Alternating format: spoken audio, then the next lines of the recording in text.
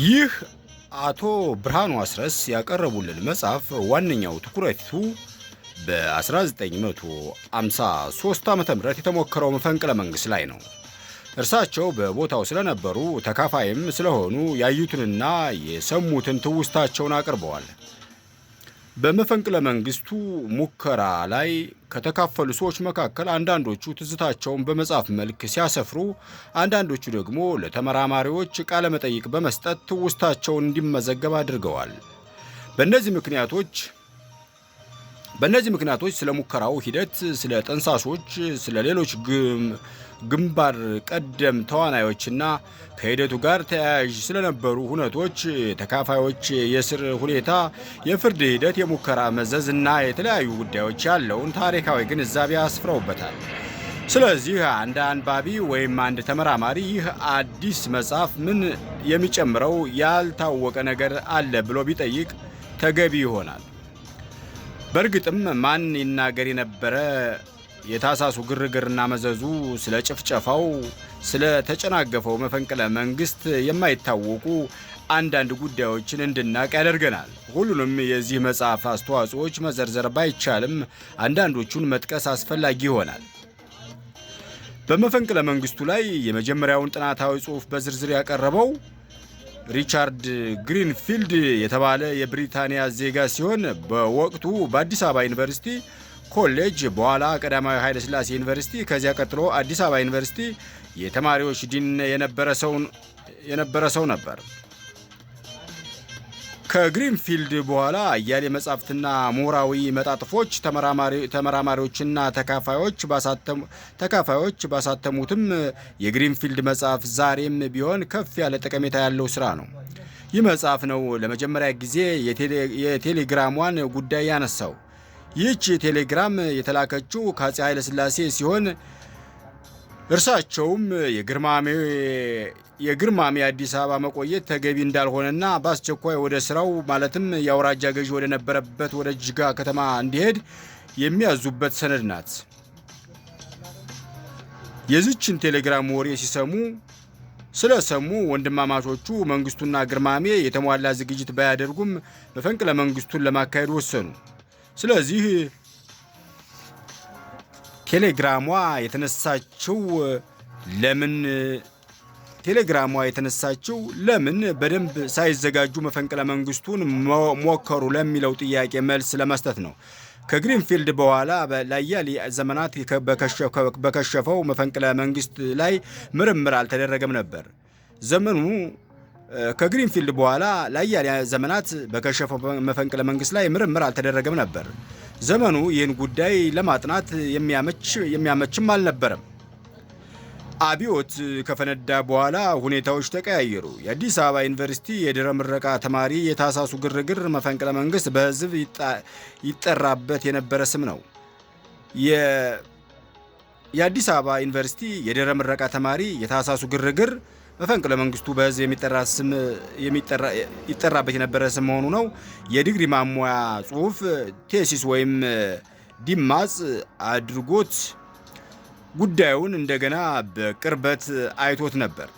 ይህ ዲማጽ ያችኑ ቴሌግራም ጠቅሶ ወንድማማቾቹ ሳይዘጋጁበት መፈንቅለ መንግስቱ ውስጥ በገቡበት ምክንያት ምናልባት በቴሌግራሟ ምክንያት ሊሆን ይችላል በሚል ደምድሟል።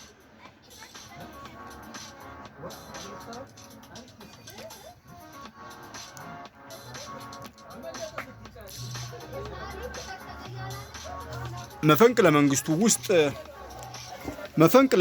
መንግስቱ ውስጥ በመካፈላቸው ለአያሌ ዓመታት ታስረው ከተፈቱት በኋላ አቶ ብርሃኑ ጉዳዩን ሲከታተሉ ቴሌግራሟን አግኝተዋት ኑሮ በመጻፋቸው ውስጥ ይጠቅሷታል። በመጻፋቸው ውስጥ ግልባጭ ከተዋል። በትረካቸውም ውስጥ ይጠቅሷታል። ለመጀመሪያ ጊዜ አንባቢም ያያታል። ይልቁንም ዘመኑን የሚያጠኑ የታሪክ ጸሐፊዎች ቀረብ አድርገው እንደሚያተኩሩባት አይጠረጠርም። በዚህ ሁኔታ ይችን ሰነድ ሲመዝኗት አንባቢውን የሚያስደምመው ሁኔታ የተላከችበት ጊዜ እና ወንድማማቾቹ መመዘኛውን እርምጃውን የወሰዱበት ጊዜ መካከል ያለው ልዩነት ነው። እውነትም እርሷ ከሆነች የነገሩ መነሻ መፈንቅለ መንግስቱ ከ3 ወይም ከ4 ቀን በፊት መካሄድ ነበረበት። ስለዚህ የእርሷን መነሾነት ወደ ጎን አድርገን ሌላ ምክንያት መፈለግ ሊኖርብን ነው። የአቶ ብርሃኑ ትዝታ በዚህ በኩል አይረዳንም። ነገር ግን ትልቅ አስተዋጽኦ የሚያደርገው ወደፊት የሚመጣው ተመራማሪ ለምን በዚያ ቀንና ሰዓት ብርጋዴር ጄኔራል መንግስቱና ወንድሙ ግርማሜ ነዋይ እዚህ ውስጥ ገቡ የሚለውን ጥያቄ እንደ አዲስ አንስቶ መልስ መፈለግ እንዳለበት ስለሚያሳይ ነው። ከዚህ ሌላ ማን ይናገር የነበረ የታሳሱ ግርግርና መዘዙ አያሌ ከዚህ በፊት የማይታወቁ ሁነቶችን አቅርቦልናል። አፄ ኃይለ ሥላሴ ኮሎኔል ወርቅነህን ከክብር ዘበኛ መኮንንነት አንስተው የልዩ ካቢኔያቸው የደህንነት ሹም ያደረጉት በ1949 ዓ.ም ነበር። ከዚህ ወቅት እስከ መፈንቅለ መንግስቱ ድረስ ያለው ጊዜ አጭር ቢሆንም ወርቅነህ ብዙ ጉዳዮችን ያከናወነበት ወይም ቢያንስ ለውይይት ያነሳበት ነበር ማለት ይቻላል። የመሬት ይዞታ ነገር በአእምሮ ውስጥ ይጉላላ እንደነበርና የሪፎርም አስፈላጊነትን አምኖበት እንደነበር ከብርሃኑ ትረካ በግልጽ ማየት ይቻላል። የዚህም መጽሐፍ ምዕራፍ 3 ይመለከቷል። ሰውየው ይህንን ታላቅ ጉዳይ አንስቶ መጨነቁ እውነትም ዘመነኞቹ ይላሉ ዘመነኞቹ ይሉ እንደነበረው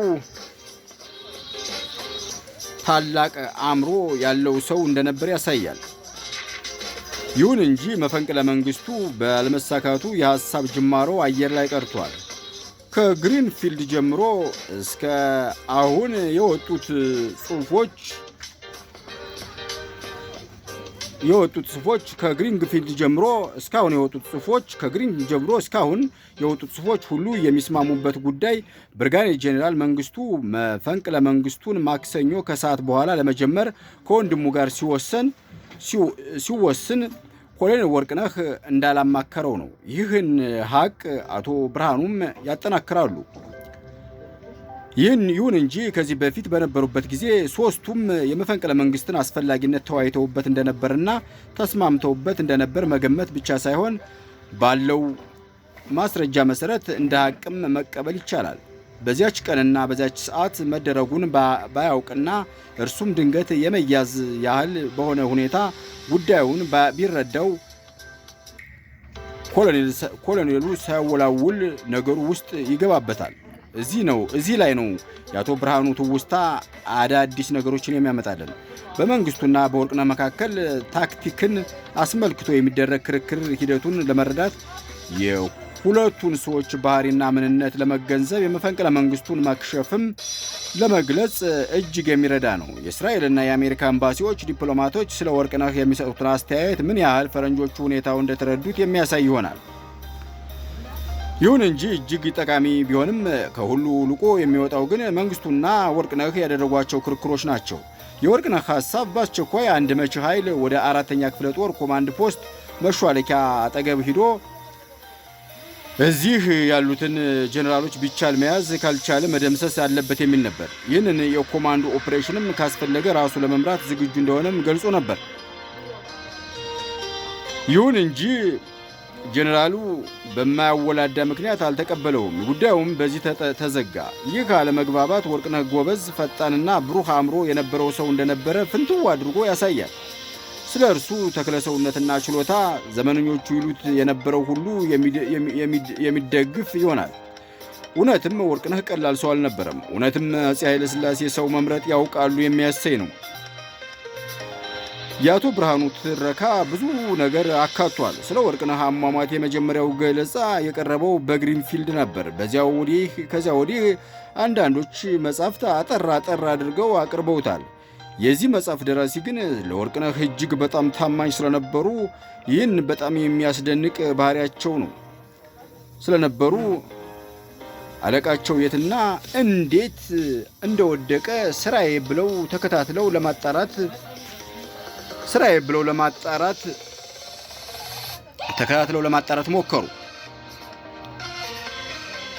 ሞክረዋል።